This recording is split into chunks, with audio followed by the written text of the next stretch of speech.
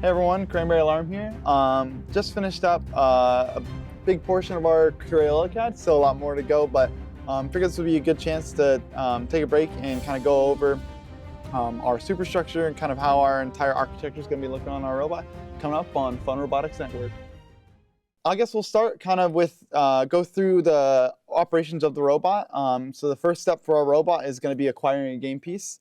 And through all of our ramp testing, we found that it was pretty beneficial to be able to have a pretty wide ramp, and you also need to have it pretty long for it to be effective.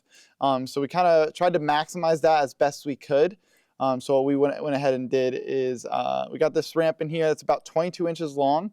We kind of reduced it help with centering the game piece a little bit more, as if you're wider, the incline's a little bit too great. So having it a little bit narrow, it does help a little bit, and also gives us room on the sides to be able to build our superstructure. But this kind of box just lays out the area that it will take up, and it's going to cover up these three faces that I'm currently highlighting now.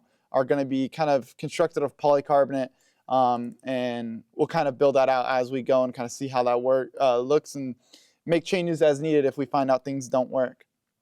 And from there, it's going to be handed off into our feeder system, our end effector. And you can see we have a little bit of a gap right here that we need to be able to bridge. So that'll be an interesting thing to see how the game piece reacts with that gap. We kind of feel like it's coming through with enough velocity, and if we're accepting it on our end effector, we should be able to pick it up pretty much no problem. At least we think so. But we'll go from there and make changes as needed. But we got a set of 2-inch rollers right here that'll basically accept the game piece. And from there, the 2-inch rollers will then hand it off to our 3-inch rollers. And those will be our finishing rollers, the ones that kind of eject the game piece. And the reason we went with a 3-inch here, we wanted it as big as possible because we found out it was pretty effective to, if you have a differential on your rollers, you can actually get the game piece to twist, which is really helpful with scoring in the L1 position. Some people might avoid this design criteria because of that, when we're going to try and lean into it and make the most out of it.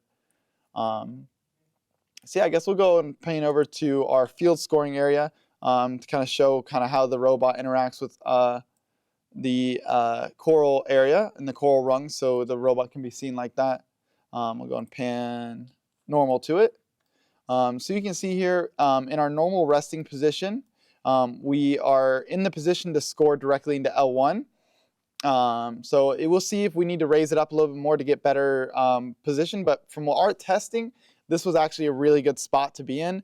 And even being a little bit higher could be more advantageous. So we have no problem feeling like if this is our dead spot, maybe we set our zero of our elevator just a little bit higher, some sort like that. But just kind of going up from L2 to L3 to L4, this would be our, let's go, lagging a little bit. Right around here would be about our L2 position. And we plan to kind of refine this and tune it as we get the elevator going, but we know we'll be able to reach all these locations, so we're not too worried about it. This is our L3 position. And then our maximum height kind of exceeds our L4 position, which is kind of a good thing because that gives us the wiggle room we desire to go ahead and score into the L4 position. And that kind of really finishes up the end effector here. So I'll kind of go into our next assembly, which is kind of tied into the end effector, which is going to be our de-algifier. And it's a little hard to show here how it interacts with the algae because I don't have the algae in here currently.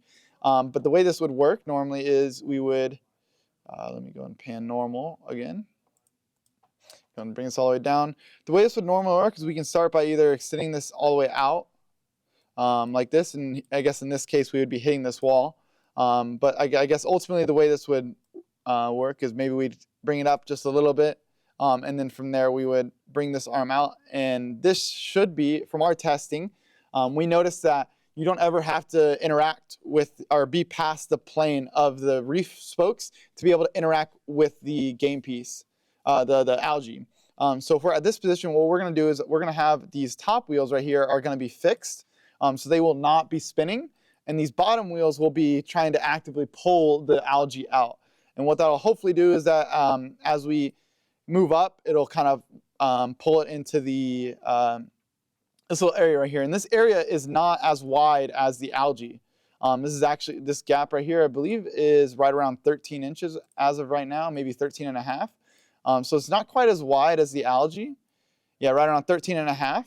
But that'll allow us to, we basically kind of like pinch the algae as we kind of like grab into it. And we found that was really successful for getting a good hold.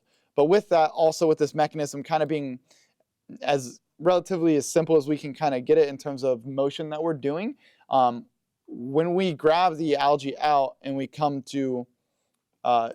down, we'll actually have to drive away before bringing the elevator down. So that's just something we'll have to be cautious of, as the algae will kind of be outside of our robot while we're scoring.